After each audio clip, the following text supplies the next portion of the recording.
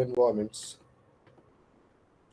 and I will just wait.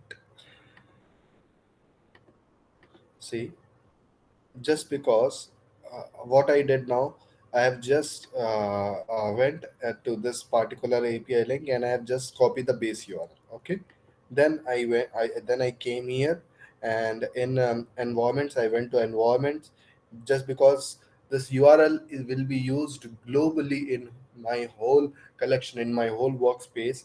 That's why I will make it as global variable. So I click on this global. I will give the name of variable, that is base URL. Okay, then I will give the value, initial value, control V, and current value. What is this initial and current value? Initial value means, like, for very first time, initially whatever the value that you are applying, you will write it under initial value. Now currently what exactly you are applying, you will write it in current value. Okay, suppose previously you were applying .com, now you are applying .in, so you just have to change the current value. If you have created one variable, you just have to change the current value if it is needed. Okay, so that's why initial value, current value. Then what I will do, I will save it. Okay, I will save it. So one global variable has created in my environment in this global section. One global variable has created. Now I will come back to collection. I will go to that created repo. What I will do, I will just call that variable that I have created there. How to call it in Postman? In Postman, we just have to use the curly braces to call that variable. Okay, here I can see the global variable that I have created, that is base URL. So I will select this. Okay, and then again I will go here in REST API. Then I will scroll down till the bottom. Then I will select repositories, and then again I will click on this repositories section. Then I will get all the endpoints for get a repository, update a repository, and delete a repository. As of now, I want to create one. So from here, create a repository for the authenticated user. I just have to click on it, so I can see these are the endpoints and the post method that is used to create a repository. So I'll copy this and I'll come and I'll paste it over here. Okay, endpoints we can't create variable for endpoints because it keeps changing, so we can't create variable for endpoints. So now what I will do, I will give one body, suppose same body I will give. I will just copy this body.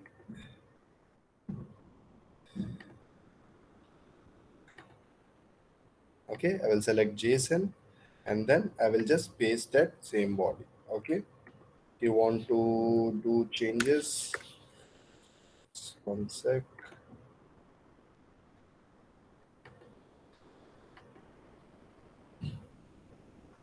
let it be. Okay, so I will just, now I will save it, and I will check for the token as well. I will click on this authorization tab. I will click on this bearer token. Then I will see one token as added here. I will just what I will do.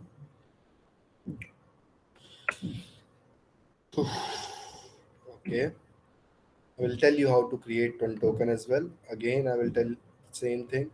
I will click on settings. I will click on developer settings, and then personal access tokens, tokens classic, generate new token classic, confirm password, confirm. Okay,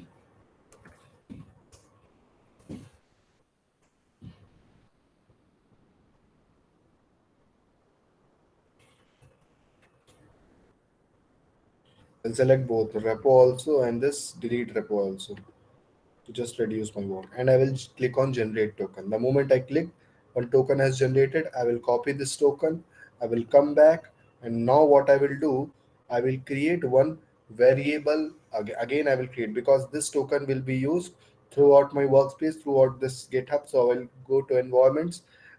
Here I will create. Here I'll go to global variable, and just because it will be used in my whole workspace, that's why I'm adding it as global variable. So by default, we don't have to create any environment for this global variable. We can directly add in this section. So I will give this name as token, and I will give the value. If you want to change the value, suppose you forgot to uh, click on that checkbox, that is delete repo checkbox, so you can just update your token, and just you have to give the current value. That initially you were using this token, now you are currently using this token, so you just have to change the current value, it will work. Okay, so I will click on save button, and then I will go to collections, I will go to create repo, and then here I will give token. How to give token? I have created one variable, one global variable for token as well. Correct. So from here I will come, and here I will give just the token value. How to call that I have created with the help of curly braces. I can call that token that I have created in global variable. Okay. Now if I click on save and send button, I guess 422 will come. Yes, obviously. Why? Because this name repo is already created. 1234. If I click save and send, then it will be 201 created. 201 created. Okay. Now I will add one more request. Add request. Fetch repo. Okay. Again, here I have to call the variable URL. I have what I did, मैंने वो URL का variable में convert कर दिया था, तो कैसे call करूंगा उस वेरिएबल को? करली ब्रेसेस से, करली ब्रेसेस लगाया मैंने, बेस URL किया। अब मेरे को एंड पॉइंट चाहिए, मैं गया गेट अ रिपोजिटरी, यहाँ पे ढूंढा, गेट अ रिपोजिटरी है, क्लिक किया, यहाँ पे देखा गेट मेथड यूज हो रही है, ये कॉपी किया और वहाँ पे पेस्ट कर दिया। ठीक है। अब slash repo slash owner slash repo, ठीक है। तो मैं क्या करूंगा कि ये ओनर रेपो जो आगे भी मेरे काम आएंगे, इनको मैं, क्योंकि ये तो चेंज होने से रहे, ये सेम रहेंगे, तो इनको मैं वेरिएबल में कन्वर्ट कर लेता हूँ। लेकिन जस्ट बिकॉज ये रेपो और ये मतलब ओनर जो भी है, ये मेरे एक ही स्क्रिप्ट में काम आएगा। ओनर को आप ग्लोबल वेरिएबल बना सकते हो, लेकिन बेसिकली रेपोजिटरी को आप लोकल वेरिएबल ही बनाओ। ठीक है। तो ये मेरे दोनों, मेरे सारे पोस्ट गेट सब में काम आएगा, तो मैं इनको वेरिएबल में कन्वर्ट कर लेता हूँ। तो मैं वापस से एनवायरमेंट्स आया, यहाँ पे मैं एक नया एनवायरमेंट बनाता हूँ, क्योंकि मुझे लोकल, अगर मुझे ग्लोबल वेरिएबल बनाता तो मैं डायरेक्टली यहाँ के नाम दे दूँ और सेव कर दूँ, नाम दे के वैल्यू दे के सेव कर दूँ। ठीक है। तो बेसिकली वो एक वेरिएबल में उसकी वैल्यू स्टोर हो गई है। लेकिन अगर मुझे लोकल वेरिएबल बनाना है, तो मुझे इसका मतलब अपना लोकल एनवायरमेंट क्रिएट करना होगा। तो लोकल एनवायरनमेंट क्रिएट करने के लिए, कोई भी नया एनवायरनमेंट क्रिएट करने के लिए, ये इस पे क्लिक करेंगे आप, तो ये नया एनवायरनमेंट क्रिएट हो जाएगा। फिर ये नया एनवायरनमेंट पे मैंने क्लिक किया। ठीक है। इस एनवायरनमेंट को मैंने नाम दे दिया टेस्ट एनवायरनमेंट। ठीक है। टेस्ट एनवायरनमेंट इसलिए नाम दिया कि टेस्टिंग से रिलेटेड जो भी लोकल वेरिएबल्स क्रिएट होंगे, वो सारे इस environment. And what is the URL which is used to access that application? This is the base URL that we are using. Okay. So what is the, or is there any authorization? So if there is no authorization, then you have to write no auth. Okay. And if there is any authorization, that like to access GitHub, the type of authorization that we are using is bearer token. Suppose in Instagram we are using auth 1.0. Here you can see in Postman, you can see the authorization, the type. These are the types of authorization. See, basic auth, digest auth, auth 1.0, 2.0, hawk, or NTLM. So many these are all types of authorization. These this this is also one question which can be asked by an interviewer, that what is a authorize, what do you mean by authorization, and what are the types of authorization? So you can tell no auth, API key, bearer token, and you can tell that I have worked by using bearer token. Okay. I have worked by using bearer token, like this you can tell. Okay. So see, these are the types of authorization. So basically in a test case we have to provide, like, if we are using authorization, so what authorization is it is. So I have written authorization bearer token, and I have given the value of that bearer token. Simple. Okay. Just like this, you also have to give your value of your bearer token that you have created in your system. Okay. Then test case id, first test case id. Similarly, we also in manual test case template, in manual test case template also we have one test case id. Here also we have one test case id. Then brief description brief description about that action that we are going to perform. What action we are going to perform? Obviously we are going to create a repository. So I have given some brief description that verify if user is able to create a repository. Simple. Then what is the request name that we are sending? We are sending create repository, create repo. We are sending create repository request name. And the method that we are using, it is post. HTTP method that we are using is post to create a repository. The endpoint that we are using are slash user slash repo. I have navigated, I have navigated this application. I have explored the GitHub application. Then and similarly, I have performed GitHub what CRUD operation also. Like parallelly I was performing CRUD operation and I was writing the test cases. Okay, that's how I was doing. Okay, then the content type which we are selecting, which we are writing, we are writing in JSON format. So obviously we will select content type application slash JSON.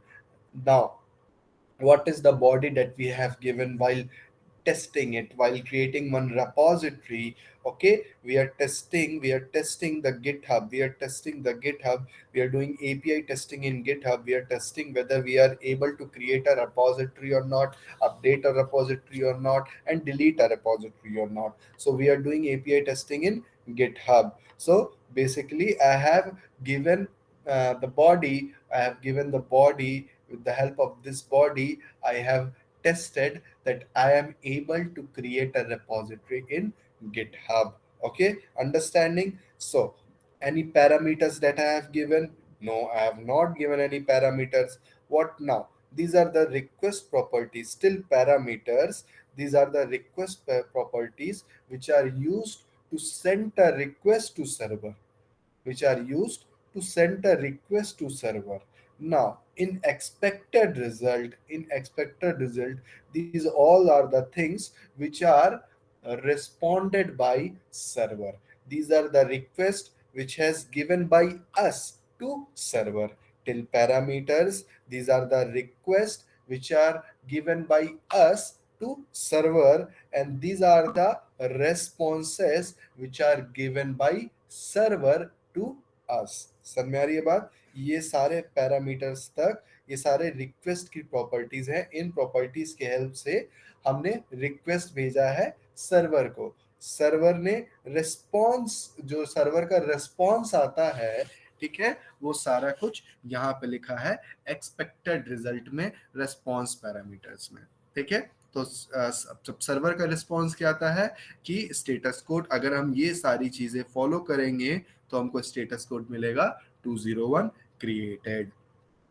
ठीक है, अब response time कितना था जब वो expected, मतलब basically जो response time कितना था जो सर्वर से मिला हमको, वो रिस्पॉन्स टाइम मैंने यहाँ पे लिख दिया।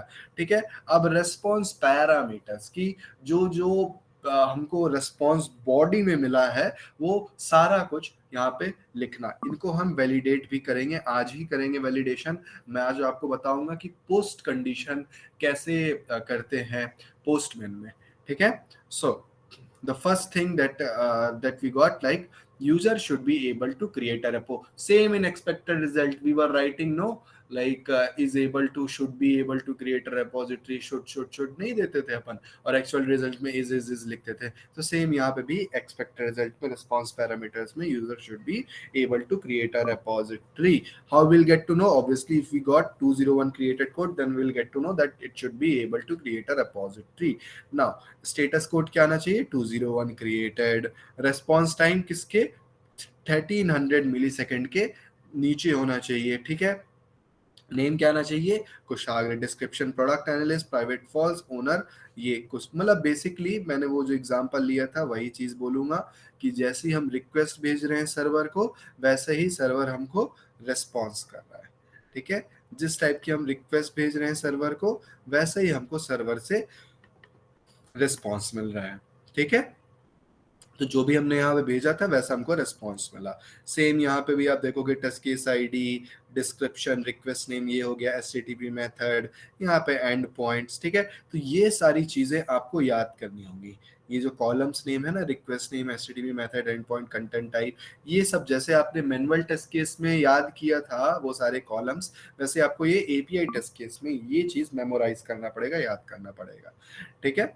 अब यहाँ पे भी आप देखोगे एंड पॉइंट्स ये यूज किए गए हैं, लेकिन यहाँ पे देखेंगे ओनर और रेपो, हमको पता नहीं है कि कौन सी रेपोजिटरी, हमको पता नहीं है ओनर, तो यहाँ पे क्या पैरामीटर्स पास किए गए हैं, तो यहाँ पे पैरामीटर्स में लिखा गया है कि ओनर जो यूज है वो है कुशाग्र सिंह 1702 और जो रेपो नेम है वो है कुशाग्र, ठीक है। तो ऐसे ही बेसिकली आपको प्यारा सा टेस्ट केस, खुद का एपीआई टेस्ट केस एक लिखना है, ठीक है। बढ़िया से रंगोली बना दो, कुछ कलर वलर यहाँ पे डाल दो, ठीक है। ओके 200 ओके, और रेस्पॉन्स जो आपको मिल रहा है, ठीक है, बेसिकली स्टेटस 200 होना चाहिए। जो भी रेस्पॉन्स टाइम, जैसे मेरे को रिस्पॉन्स टाइम 900 मिला है, जरूरी नहीं हो कि आपको भी 900, आपको कुछ और मिले, ठीक है। तो जो भी रिस्पॉन्स टाइम आपको मिल रहा है वो आप यहाँ पे लिखोगे, ठीक है। और फिर वहां आप बताओगे कि रिस्पॉन्स टाइम अगर हमको वैलिडेट करना है कभी, तो कभी भी हम इक्वल वैलिडेट नहीं कर सकते हैं कि इतना ही हर बार वो चेंज होते रहेगा। तो उसमें बताया है कि रिस्पॉन्स टाइम इसके लेस देन होना चाहिए, तब ये पास है, नहीं तो ये फेल है, ठीक है। और नेम इज इक्वल टू कुशाग्र रहना चाहिए, डिस्क्रिप्शन ये, प्राइवेट ये, बेसिकली ऐसा सारा कुछ होना चाहिए, ठीक है। अपडेट करेंगे तो फिर अपडेशन में ये आना चाहिए, ये आना चाहिए, ठीक है। Understanding, guys. And then here also delete, if we delete the repository, this is the endpoints parameters that we passed here, status code that we are getting is 204, response time ये है, ठीक है। अब इसमें बेसिकली हम इतना ही चीज में हमको मिल रहा है, तो जो भी हमको रेस्पॉन्स पैरामीटर रेस्पॉन्स बॉडी में मिल रहा है, हम वो यहाँ पे एक्सपेक्टेड रिजल्ट रेस्पॉन्स पैरामीटर में हम ला के लिख देंगे, ठीक है। और यहाँ पे देखो, अब इस टेस्ट केस में आप एक चीज नोटिस करोगे कि एपीआई टेस्ट केस में भी मैंने एक पॉजिटिव टेस्टिंग की है और एक नेगेटिव टेस्टिंग की है। पॉजिटिव टेस्टिंग मतलब सारी वैलिड डिटेल्स डाल के, ठीक है। अब नेगेटिव टेस्टिंग कैसे, verify the user is able to create a duplicate repository. कैसे डुप्लीकेट रिपोजिटरी, जो रिपोजिटरी क्रिएट,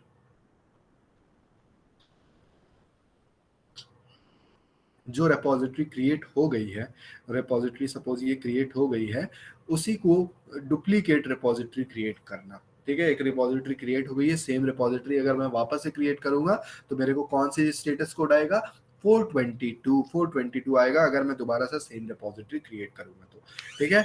जो भी रेस्पॉन्स टाइम आ रहा है, जो भी रेस्पॉन्स बॉडी में आ रहा है, वो सारा कुछ मैं एक्सपेक्टेड रिजल्ट में मेंशन कर दिया, ठीक है। अब यहाँ पे भी देखोगे एक निगेटिव टेस्टिंग किया है मैंने कि create a duplicate repository with improper body. अगर कोई इसमें इम्प्रॉपर बॉडी डाला, जैसे सपोज मैंने यहाँ पे एक कर्ली ब्रेसेस डाला लेकिन एक नहीं डाला है, तो ये इसमें एरर आना चाहिए। तो बेसिकली अभी पोस्टमैन में ये एरर नहीं आ रहा है, तो ठीक है, लेकिन ये एरर आना चाहिए। तो कुछ इनवैलिड डिटेल्स डाल के भी मैं टेस्टिंग करूंगा तो उसको मैं नेगेटिव टेस्टिंग कर कहता हूं। तो हम नेगेटिव सिनेरियो भी लिख सकते हैं और पॉजिटिव सिनेरियो भी लिख सकते हैं। हम negative positive testing, both testing we can do in this by writing test cases, we can do API testing by both, by giving invalid and valid credential, negative and positive testing. Understood guys? Duplicate and syntax improper are the, yes, correct, okay. This will come because we are not getting the expected output, that then we can assume it as negative scenario, negative testing, okay. Done. Done. So now what I will do, uh, are you guys able to understand this API test case?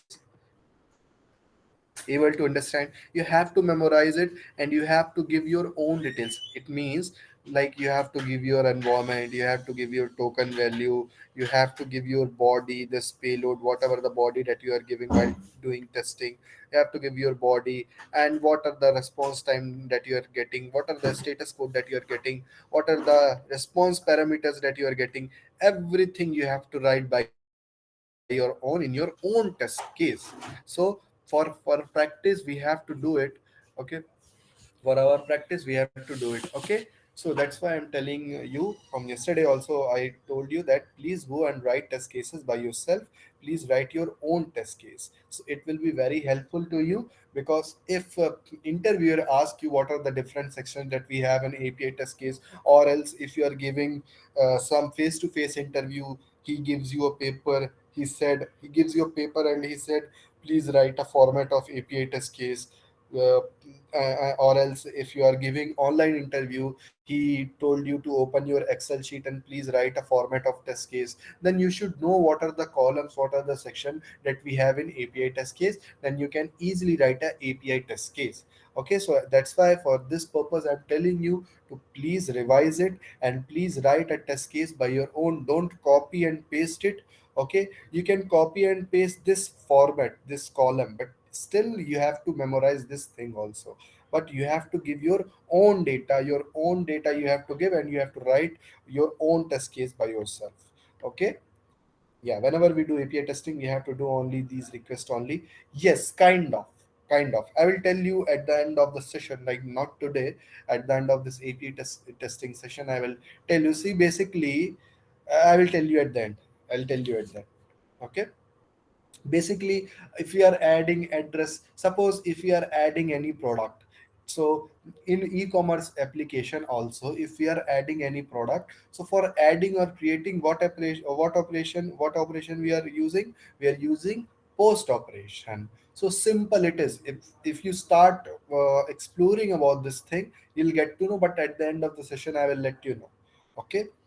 Okay, done. Yeah, and this only these operation we are doing for doing API testing. Done. So will vary from company. Yeah, correct. Test case will vary for company to company. It will not remain same. Okay. I'm using this API test case in my company. I have written this API test case in my company. So maybe some other company are using some other test case template, or maybe they are using same thing, and but they are calling it by different names. Okay, but still if we are aware what are the different columns and sections that we have in a API test case, it will be very helpful for us. Correct. So at least we have a knowledge about the format of a API test case. Okay. Done. Now, manual test case execution. This API test case execution I just did yesterday. I did nothing. I have just used the data. Okay, I have just used the data. How I've used the data? I've used this request name. I came here. I have given. First of all, I have created one collection. Then I have added one request. I have given request name. This create repo. Okay, and then I have given this endpoint. Then I've selected content type. Then I have given this body. Okay, then I save send, and if it is, I've given this token value as well, URL as well. Okay, so yesterday I did manual test case execution. Do you want me to repeat the same thing? Do you want to repeat the same thing?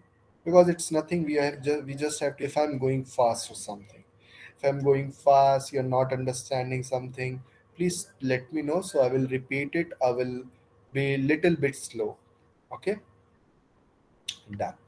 So now we got to know how to write test cases, because obviously even if I start writing test cases in front of you, like जब तक तुम खुद से test case नहीं लिखोगे तब तक आप लोग को, जब तक आप लोग खुद से टेस्ट केस नहीं लिखोगे तब तक आप लोग को प्रॉपर क्लियर नहीं होगा. तो इसलिए मैं बार बार रिपीट कर रहा हूँ कि at least go and try to write test case.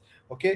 और me make all this like ये सारे बॉक्सेस बनाओ. मेरे को तो लगता है बहुत लोग को ये भी नहीं पता होगा कि प्रॉपर ये कैसे बॉर्डर्स बनाएं, और ये मर्ज कैसे करें इनको. ठीक है. और अलाइन कैसे, सही अलाइनमेंट में कैसे लाएं, रैप कैसे करें. तो ये सारी चीज़ें आप एक्सप्लोर करो. ये बहुत ही ज़्यादा नीडेड है. जब भी आप लोग जाओगे तो आपको एक्सेल में काम करना ही पड़ेगा. किसी भी आईटी कंपनी में एक्सेल में थोड़ा बहुत तो काम होता ही है. तो थोड़ी बहुत चीज़ें, टेबल क्रिएट करना, ये सब तो आना चाहिए. ठीक है. तो अभी से ही जाके आप प्रैक्टिस करो टेस्ट केस लिखने का, एपीआई टेस्ट केस बनाने का. दोनों चीज़ की प्रैक्टिस हो जाएगी, टेस्ट केस लिखने की भी और टेबल क्रिएट करने की भी. ठीक है. तो please I insist you to please write test case this API test case in your Excel sheets and give your own data. Don't just copy and paste it and show it to me. Okay, just give your own data, and then After giving your own data, do manual test case execution as well. Execute the test case which you have written. Okay, execute all those test case which you have written. So two things will be done. Two roles will be done. The one who is writing test cases, the one who is executing those test cases. Okay, so both things you please do. Okay, done. Now we will move forward and we will learn about this response parameters. What is this response parameter? And basically, if I want to verify all the responses that I'm getting from the server, how can I validate it? Okay, please focus here.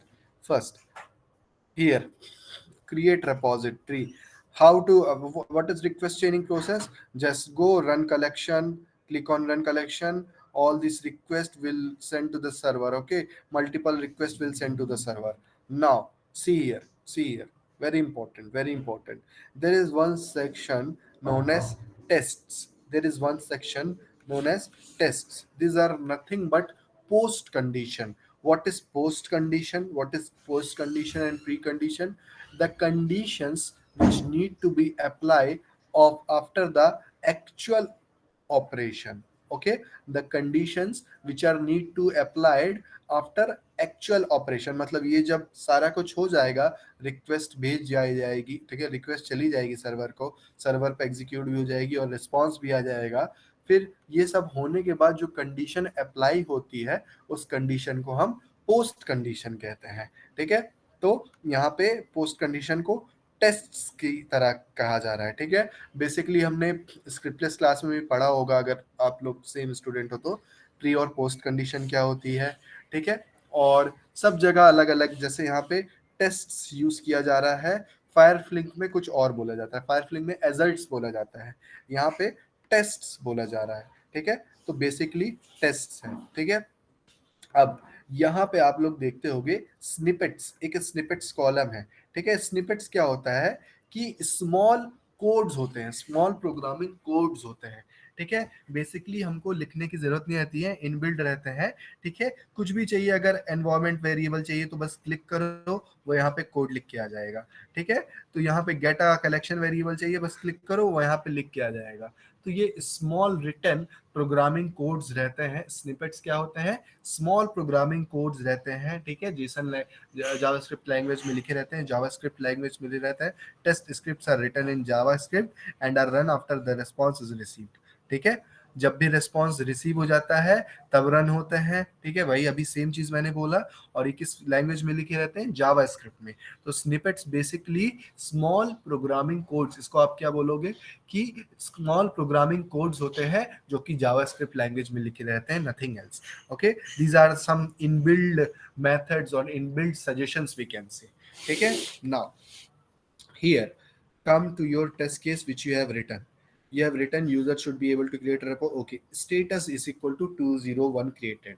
Now if I want to validate this, if I want to validate the second column, that is status is equal to 201 created, how will I validate? How will I validate? See, I'll come back here, I will come back here, I will scroll down a little, I will scroll down a little, scroll down. See here, you can see status. Wait, I will just see. Now maybe you're able to see it. Okay, here you're able to see status code is 200. Just select this. Okay, just select this.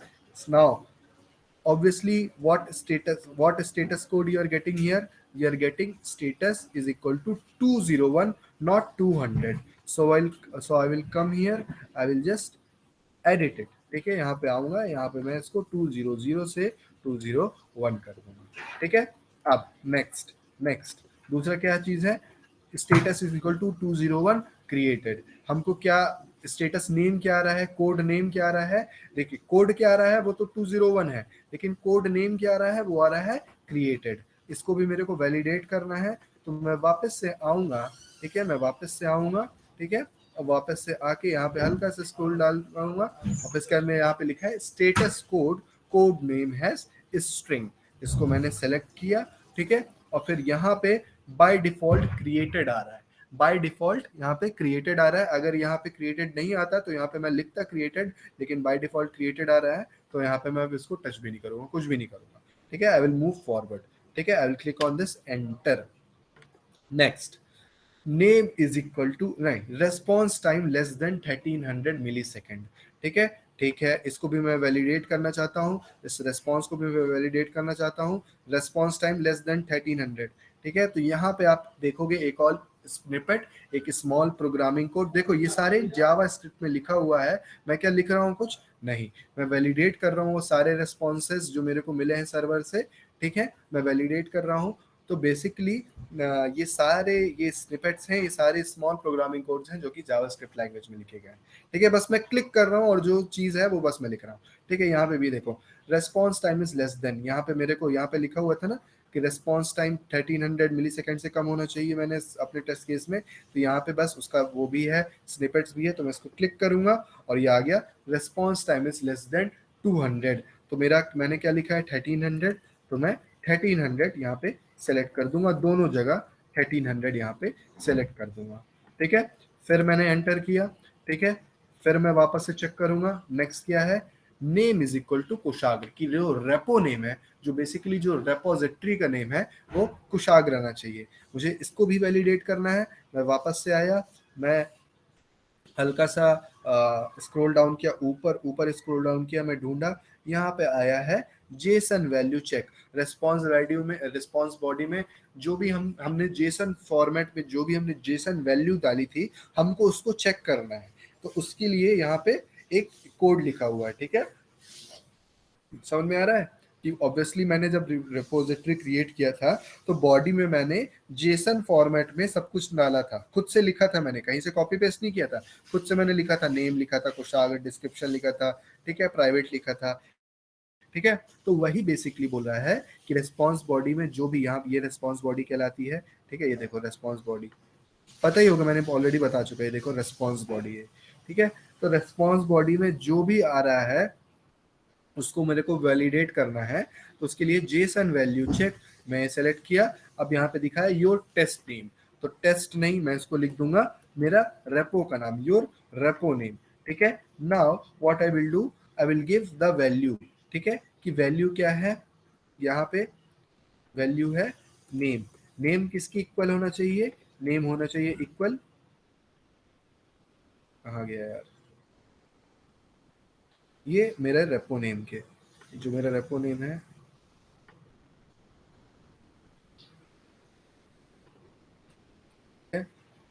ये repo name के equal होने चाहिए। तो यहाँ पे मैं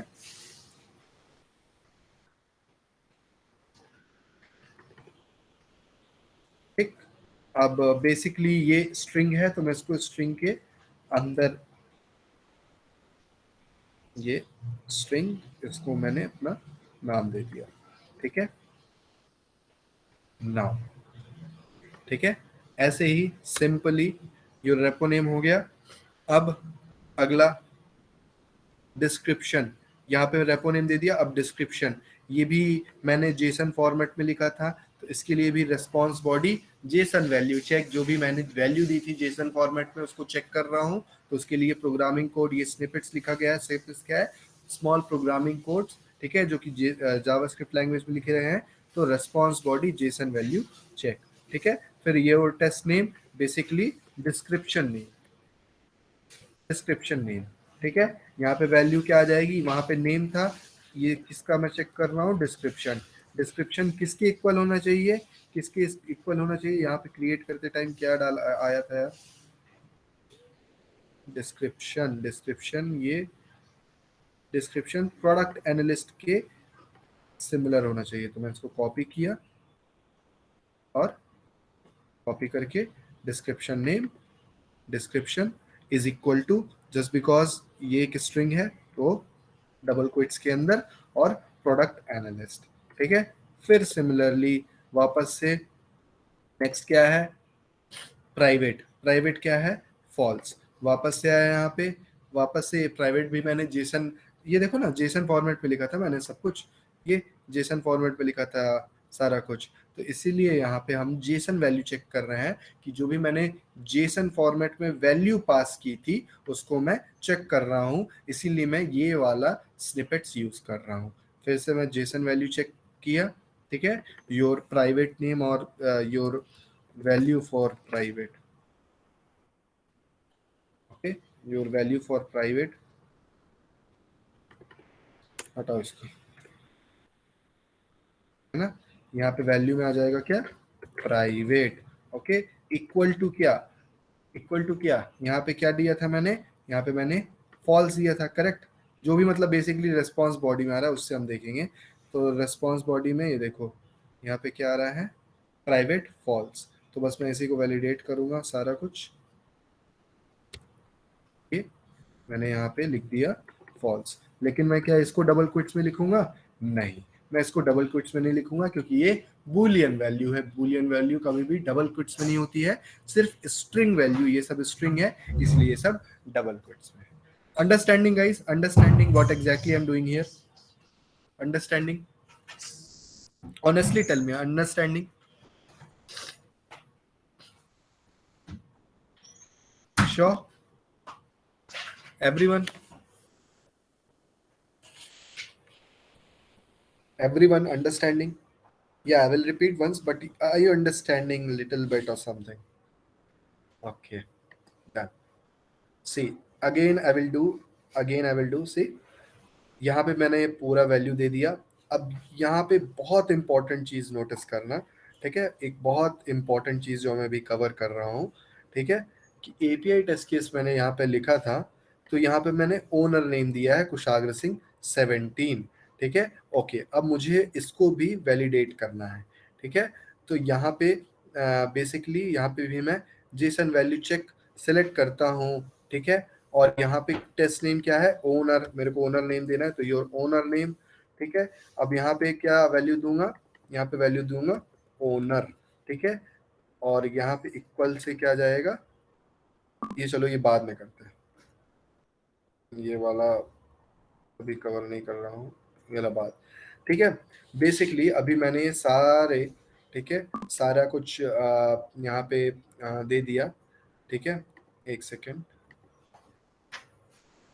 हाँ, अब मैं अगर देखो यहाँ पे बॉडी में मैंने बॉडी पास बेसिकली क्या किया, मैंने रिक्वेस्ट नेम दिया, मैंने मेथड नेम दिया, ये सारा कुछ मैंने दिया, अपने टेस्ट केस देख के मैंने रिक्वेस्ट नेम दिया, मेथड दिया, सारा कुछ दिया, ठीक है, बॉडी भी दिया, ठीक है, जेसन फॉर्मेट में कंटेंट टाइप भी दिया, फिर लास्ट में मैंने पोस्ट कंडीशन भी दिया, ठीक है, जो भी पोस्ट कंडीशन अप्लाई होनी है कि जो जो चीज मेरे को चेक करनी है, जो रेस्पॉन्स बॉडी में आना, चेक जो रेस्पॉन्स बॉडी में ये सारी चीजें आनी चाहिए, वो सारी चीजें मैं लगे हाथ वैलिडेट कर रहा हूँ, तो सारी चीजें मैं टेस्ट में डाल रहा हूँ और उसको वैलिडेट कर रहा हूँ, ठीक है, इन स्निपेट्स की हेल्प से वो सारी चीजें मैं वैलिडेट कर रहा हूँ। तो अगर अभी मैं सेव करके सेंड करूंगा, ठीक है, तो यहाँ पे आपको दिखता है टेस्ट रिजल्ट्स, ठीक है, यहाँ पे आपको दिखेगा टेस्ट रिजल्ट्स कि जो भी मैंने ये पोस्ट कंडीशन डाले थे, मतलब टेस्ट डाले थे, जो भी मैंने वैलिडेशन करने के लिए टेस्ट डाले थे, उनका यहाँ पे रिजल्ट है कि कितने पास हुए कितने फेल हुए, ठीक है, तो ये देखो यहाँ पे दिखा रहा है ना कि स्टेटस कोड 201, क्योंकि 201 आया, स्टेटस कोड नेम है स्ट्रिंग, कि क्रिएटेड था, मैंने लिखा था क्रिएटेड, वही क्रिएटेड आया, response time is less than 1300 मैंने डाला था, लेकिन यहाँ पे कितना आया है 2.68 सेकेंड, ठीक है, 2 सेकेंड आया, बहुत ज्यादा, ठीक है, तो assertion error expected 2684 to be below 1300, इसलिए ये चीज फेल हो गई, ठीक है, अगर मैं रेस्पॉन्स टाइम मेरा अगर 1300 के कम आता तो ये चीज भी पास होती, ठीक है, योर रेपो नेम पास हो गया, कि जो मैं रेपो नेम क्रिएट करना चाहता था कुशाग्र 123, वो चीज़ क्रिएट होगी, वो वैलिडेट भी हो गई, और डिस्क्रिप्शन नेम भी पास हो गया, डिस्क्रिप्शन नेम जो मैंने डाला था प्रोडक्ट एनालिस्ट, वो भी पास हो गया, और जो भी मैंने वैल्यू डाली थी प्राइवेट की वो भी पास हो गई, ठीक है, बेसिकली कैसे ये पास फेल ये बॉडी से मैच कर रहा है, कि जो भी रिस्पॉन्स बॉडी हमको मिल रहा है सर्वर से, वही चीज़ मैंने टेस्ट किया है, वैलिडेट किया है, तो उससे मैच कर रहा है, अगर वो चीज़ आ रही है तो पास, नहीं आ रही है तो फेल, तो बेसिकली हम लोग यहाँ पे वैलिडेशन कर रहे हैं, ठीक है, what to know, same thing I will do, Same thing I will do for this fetch repo as well. And one more thing I will cover now. One more thing I will cover now.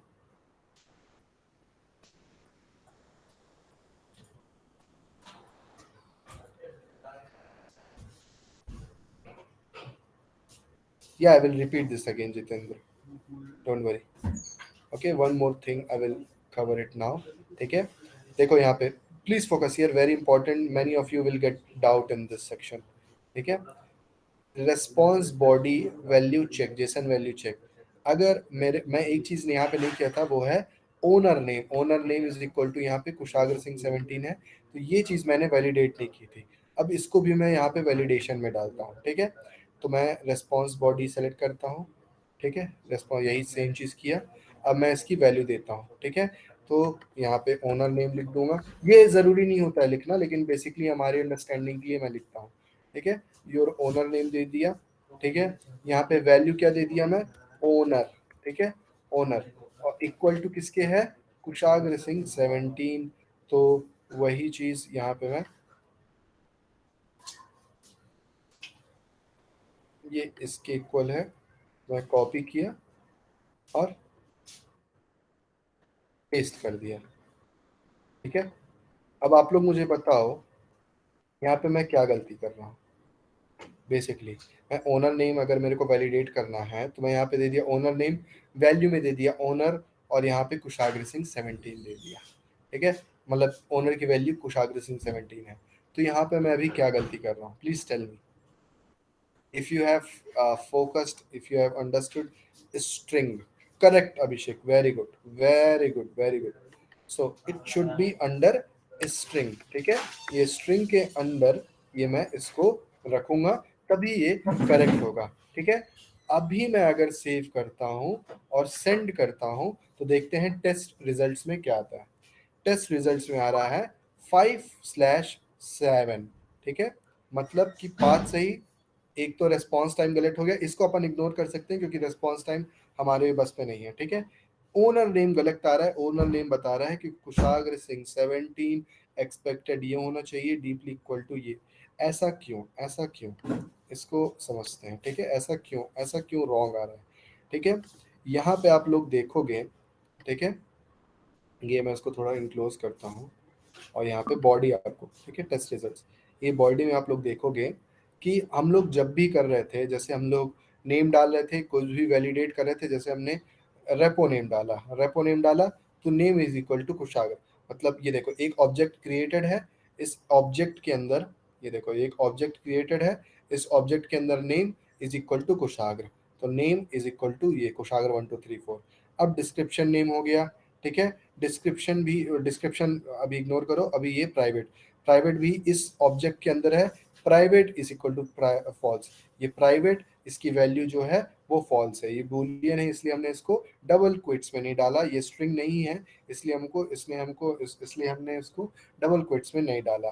ठीक है, अब यहाँ पे owner आता है. ठीक है, और वैसे ही ओनर आता है. ओनर आप देखोगे कि ओनर के लिए एक नया ऑब्जेक्ट क्रिएट हुआ है. ये सब एक ऑब्जेक्ट में है. ठीक है, ओनर के लिए एक नया ऑब्जेक्ट है. और फिर जो ओनर के अंदर ये कुशाग्र सिंह 17 है, ये जो मतलब बेसिकली ओनर नेम है, ये एक नए ऑब्जेक्ट में है. तो जब भी किसी नए ऑब्जेक्ट के अंदर जाना रहता है, ठीक है, जब भी हम लोग जेसन फॉर्मेट में हम लोग लिखते हैं और किसी नए ऑब्जेक्ट के अंदर हमको जाना रहता है, तो हम यूज करते हैं डॉट. ठीक है, क्या यूज करते हैं, dot.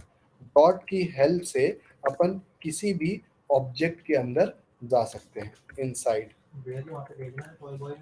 If we want to go inside the object, what we have to use, we have to use dot. With the help of dot we can go inside the object. मैंने अगर मैं owner dot log in लगाता और फिर value डालता, तब correct होता, क्योंकि यहाँ पे मैं अभी क्या डाला था, owner is equal to Kushagra Singh 17, लेकिन ये तो दूसरे ऑब्जेक्ट में है. तो इसीलिए अगर मेरे को दूसरे ऑब्जेक्ट में घुसना है, तो मैं कैसे, डॉट की हेल्प से इनसाइड मतलब अंदर जाऊंगा. ठीक है, तो ओनर डॉट, अब ये किसके इक्वल में है, कुशाग्र सिंह 17, लॉग इन के इक्वल में है. तो इसलिए मैं यहाँ पे क्या लिखूंगा, अगर मेरे को ओनर को वैलिडेट करना है तो ओनर डॉट लॉगिन, क्योंकि ये लॉगिन दूसरे ऑब्जेक्ट में है, किसी दूसरे ऑब्जेक्ट में जाना है तो डॉट का यूज करना है, तो ओनर डॉट लॉगिन और फिर वैल्यू दे दूंगा। तो अगर अब मैं यहाँ पे owner dot login owner dot login use करता हूँ, ओनर डॉट लॉगिन यूज करता हूँ और ये वैल्यू दी है मैंने, ठीक है। First I will delete because one ठीक है। अब अगर मैं ओनर डॉट लॉगिन यूज करता हूँ, ठीक है, जैसे ही आप डिस्क्रिप्शन के लिए देखोगे, ठीक है, ये देखो एक ऑब्जेक्ट ये क्रिएटेड है, ये दूसरा ऑब्जेक्ट क्रिएट हुआ, ठीक है, ये चल रहा है चल रहा है चल रहा है चल रहा है, ये यहाँ पे क्लोज हो गया, ठीक है। और फिर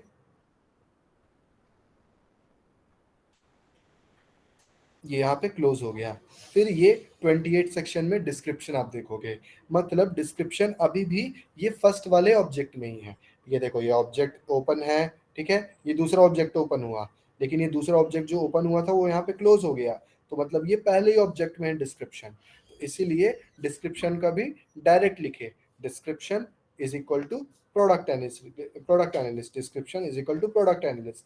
बट जो ओनर नेम है, ओनर का हम डायरेक्ट इक्वल इसलिए नहीं लिख सकते क्योंकि ओनर, ये जो लॉगिन जो असली ओनर नेम है वो दूसरे ऑब्जेक्ट में प्रेजेंट है, जब भी हमको दूसरे ऑब्जेक्ट के अंदर जाना है तो हम डॉट यूज करेंगे। तो मैंने किया ओनर डॉट किसके रिस्पेक्टिव है, किसके इक्वल्स में है, लॉगिन के इक्वल्स में, तो owner dot login equal to ये वैल्यू, ठीक है। अब अगर मैं इसे सेव करता हूँ और सेंड करता हूँ तो मैं देखता हूँ कि क्या, अब आ रहे हैं टेस्ट रिजल्ट 6/7, रिस्पॉन्स टाइम को इग्नोर कर सकते हैं अपन, और अब ये सारे पास आ रहे हैं। Understood guys? अंडरस्टूड? नहीं नहीं अभी अंडरस्टूड?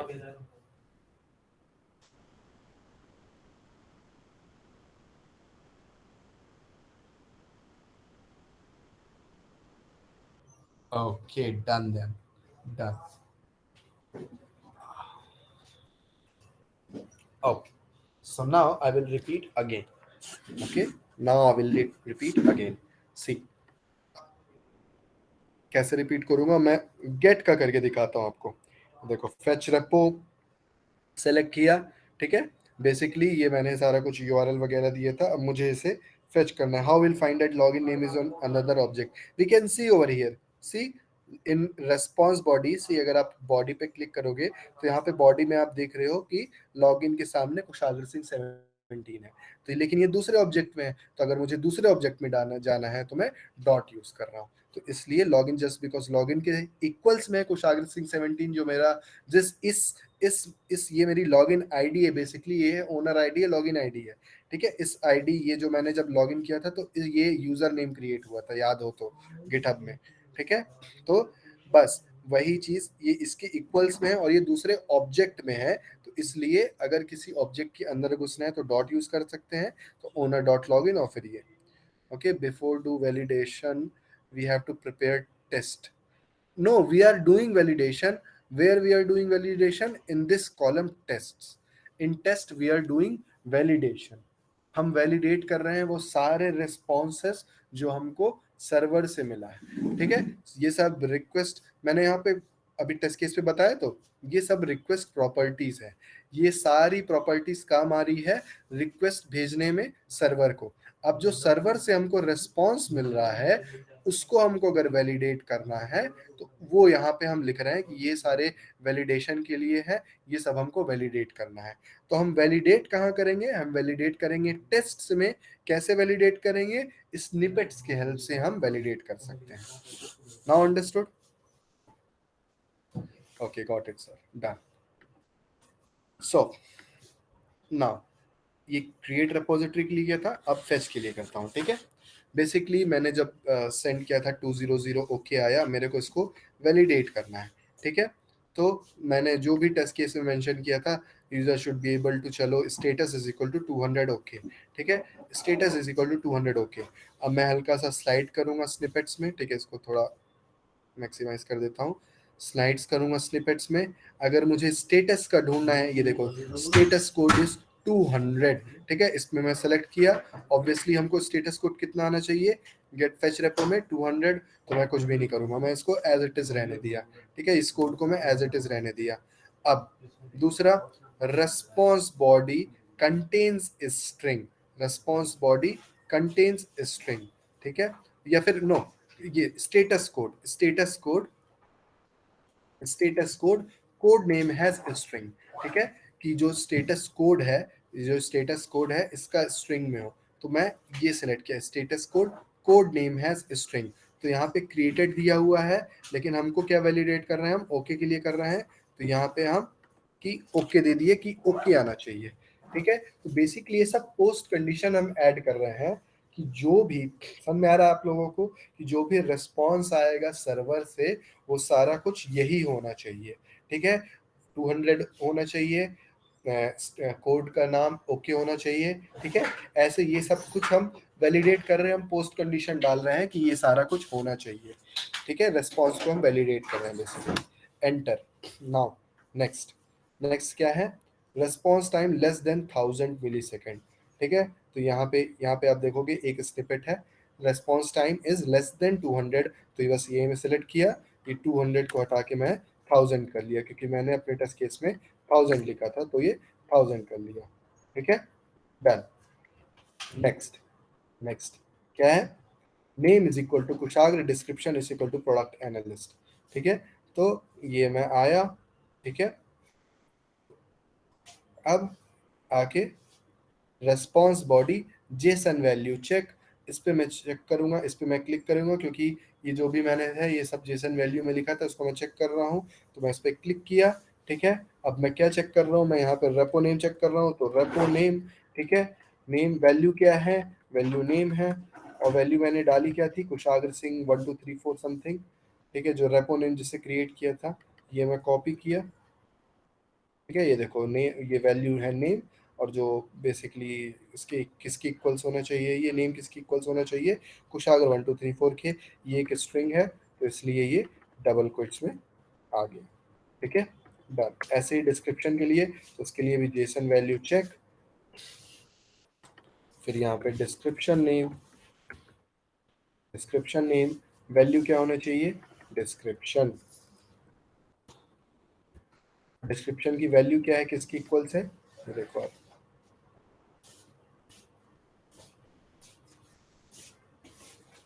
जान साथ में आएगा, ओके, तो यहाँ पे डिस्क्रिप्शन, ये देखो ये है, तो डिस्क्रिप्शन की वैल्यू मैंने कॉपी कर ली, और फिर यहाँ पे डिस्क्रिप्शन किसके इक्वल होना चाहिए, ये पेस्ट कर दिया, ठीक है, डन, एग्जैक्टली, अब और कुछ, यहाँ पे आप देखोगे प्राइवेट, इसको भी मेरे को अगर वैलिडेट करना हो तो मैं इसको भी वैलिडेट कर सकता हूँ, सिंपली बस मैंने यहाँ पे एंटर दबाया, ठीक है, फिर से रेस्पॉन्स बॉडी वैल्यू चेक, क्योंकि मैंने ये चीज़ जेसन फॉर्मेट में लिखी थी, और ये योर प्राइवेट नेम थोड़ा सुनने में ऑड हो जाएगा, कि प्राइवेट अपना प्राइवेट नाम, ये थोड़ा सुनने में ऑड हो जाएगा, तो इसलिए your value for private, your value for private, it will sound little bit odd, no, your private name, why I will tell you my private name, Jason data dot value, ठीक है, यहाँ पे क्या डाल रहे हैं, प्राइवेट, प्राइवेट की value क्या है, प्राइवेट की वैल्यू क्या है यहाँ पे, फॉल्स, तो यहाँ पे मैंने फॉल्स दे दिया, लेकिन क्या मैं डबल क्विट्स में लिखूंगा इसको, double quotes, no, I will not write it in double quotes because it is not a string. If it is a string like this, then I will write it in double quotes, just because it is not a string, so I will not write it in double quotes. It is a boolean. Okay, done. अब last thing, owner वाला भी करना है, तो response body value check, ठीक है, your owner name, ठीक है, योर ओनर नेम, ठीक है, नाउ ओनर नेम क्या है, कुशाग्र सिंह 17, ठीक है, तो यहाँ पे मैं ओनर दे दिया, और यहाँ पे मैं वैल्यू दे दिया,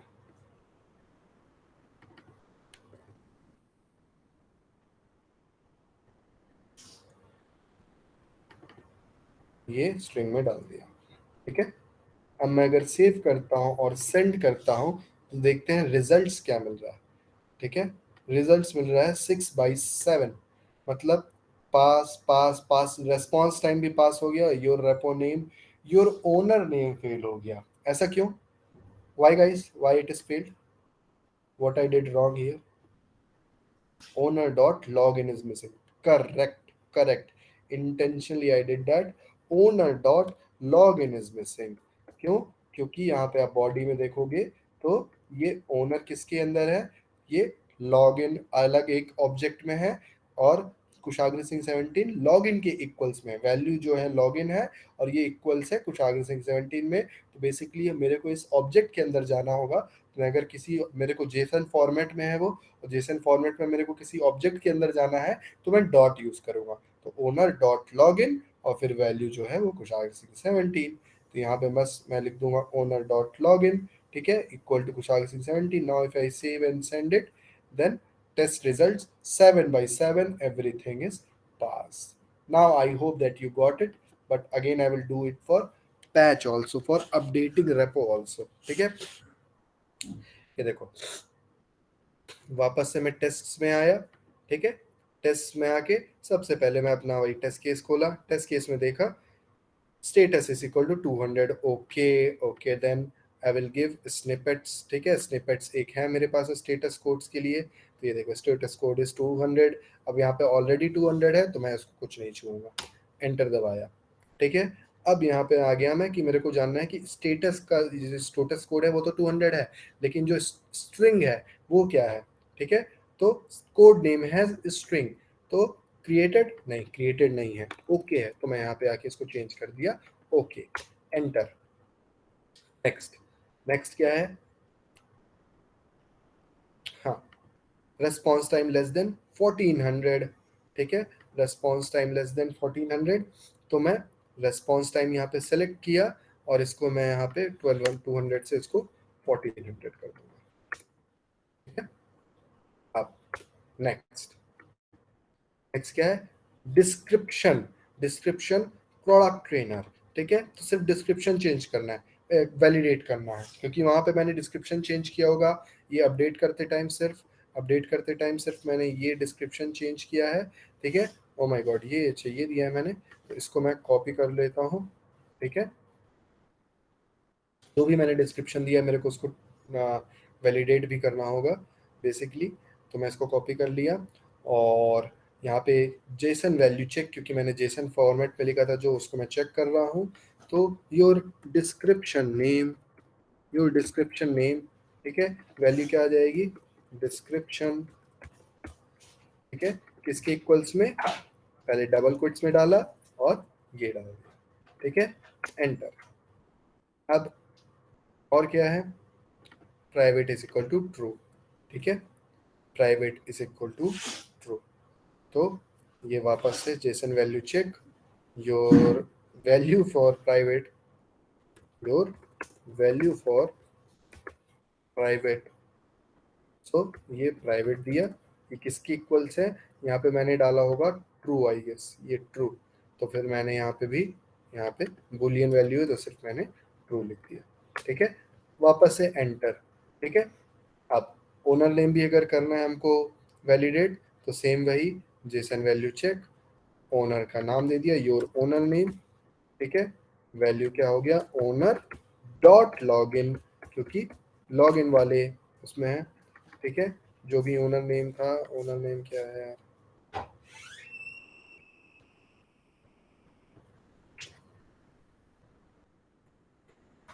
I have given this owner, ठीक है, देन दैट्स ऑल, ठीक है, दैट्स ऑल। अब अगर इसे मैं सेव करता हूँ और सेंड करता हूँ, तो यहाँ पे मैं देखूंगा जो भी टेस्ट रिजल्ट्स हैं 6/6, 200, सब सब पास, सब कुछ पास, ठीक है। Same I can do it for delete repository also, again see यहाँ बॉडी वॉडी कुछ नहीं है, ये डिलीट करना है बस टेस्ट, ठीक है। तो बेसिकली जो भी मैंने अपने उसमें लिखा था, ठीक है, यहाँ पे देखो, user should B able to delete the create repository, status is equal to 204, response time less than 900, ठीक है, स्टेटस कोड 204, नो कंटेंट, ठीक है। मैं टेस्ट में जाऊंगा, स्निपेट्स को खोला मैंने, ठीक है। और फिर स्टेटस कोड जितना भी होगा, कितना है, 204 है, तो यहाँ पे 204 कर दिया, यहाँ पे भी 204 कर दिया। ठीक है। अब ठीक है। और ये code name has string, status code code name has string, तो यहाँ पे क्रिएटेड है। यहाँ पे मेरे को क्या चाहिए है, नो कंटेंट, तो नो, सेम एकदम वैसे लिख दिया मैंने, नो कंटेंट। ठीक है। जो भी मैंने टेस्ट केस में लिखा है सेम वैसे ही मैंने लिख दिया। ठीक है। ऐसे ही हम मैनुअल टेस्ट एग्जीक्यूट करेंगे। ठीक है। ये सारा कुछ वैलिडेशन वगैरह सब कुछ लेके मैनुअल टेस्ट केस एग्जीक्यूट करेंगे। नो कंटेंट लिख दिया मैंने। ठीक है। अब एनीथिंग एल्स, नो कंटेंट, और फिर क्या और फाइंड करना था, क्योंकि बॉडी में कुछ वैलिडेट करने लायक तो है नहीं, बस ये रेस्पॉन्स टाइम और है ना, तो रेस्पॉन्स टाइम 900 वहां पे लिखा है, हम भी यहाँ पे लिख देंगे 900। ठीक है। क्योंकि बॉडी तो सब खाली हो जाएगी ना, बॉडी में तो कुछ बचेगा नहीं, क्योंकि सारा कुछ डिलीट हो जाएगा। तो इसलिए जो जो चीज़ें आनी चाहिए वो चीज़ वैलिडेट कर लिया, तो इसको मैं सेव किया। और मैं अगर अभी सेंड करूँगा तो यहाँ पे आप देखोगे टेस्ट रिजल्ट्स वापस से बॉडी में कुछ दिखेगा आपको। ठीक है। क्योंकि सब कुछ डिलीट हो चुका है, ये टेस्ट रिजल्ट 3/3 कि हाँ 204 भी आ रहा है, नेम स्ट्रिंग है, रिस्पॉन्स टाइम इससे भी कम है। ठीक है। तो ऐसे हम पोस्ट कंडीशन सेट करते हैं पोस्टमैन में। पोस्टमैन में कैसे हम पोस्ट कंडीशन डालते हैं, पोस्ट कंडीशन का मतलब क्या होता है, बेसिकली वो कंडीशंस अप्लाई करना जो कि हमको रेस्पॉन्स के बाद मिलेगी। जब रेस्पॉन्स रिसीव हो जाएगा, when we receive the response from the server, then the conditions that are need to be applied, those conditions we call it as post condition. ठीक है। पोस्ट कंडीशन क्या बोलते हैं,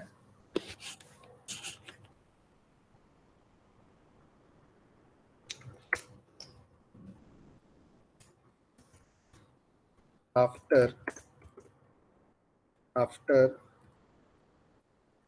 receiving the response from the conditions which are needed to apply after receiving the response from the server, known as post condition, known as post condition। पहली चीज, in postman we call it as tests। ठीक है। दूसरी चीज, और basically snippets with the help of, no, by using snippets, oh my god, sorry, by using snippets,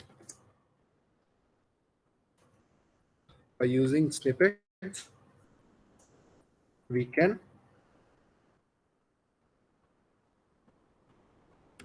give post conditions। Snippets are nothing but small programming codes written in JavaScript language। Okay? या sure sure sure.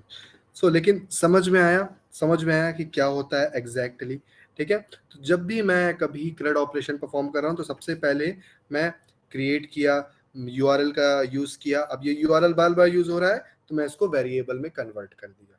ठीक है। Environments में है, इसको global variable में डाल दिया। हमको समझ में आया कि ग्लोबल वेरिएबल क्या होता है, लोकल वेरिएबल क्या होता है। लोकल वेरिएबल कैसे करना है, लोकल एनवायरमेंट क्रिएट करके।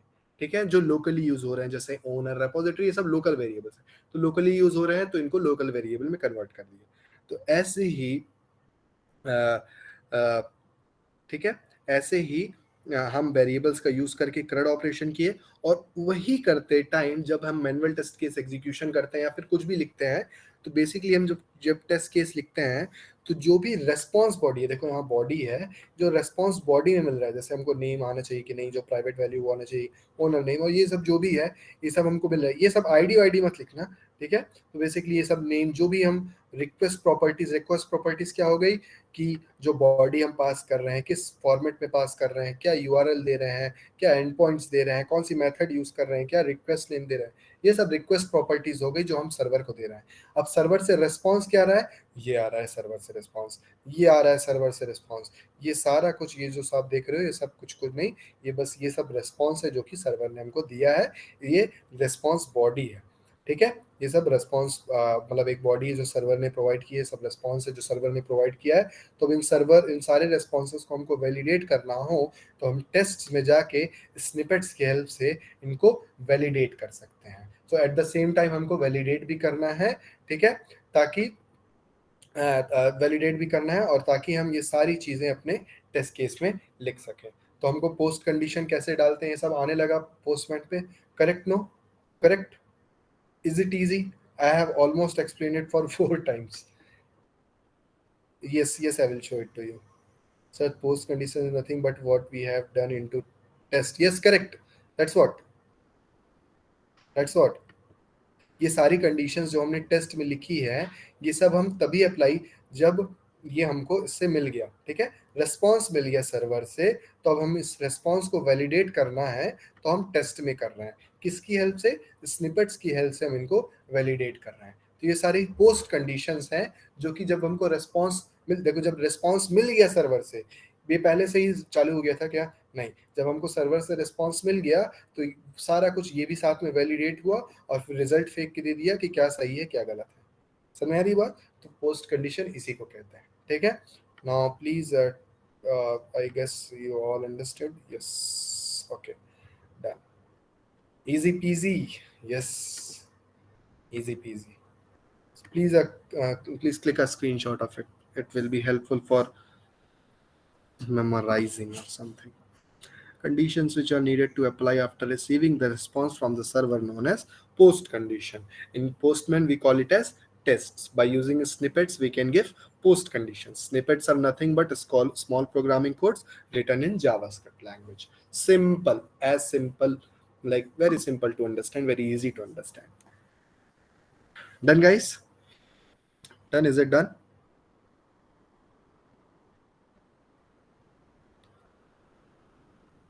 Okay, done. So now that's all for the day.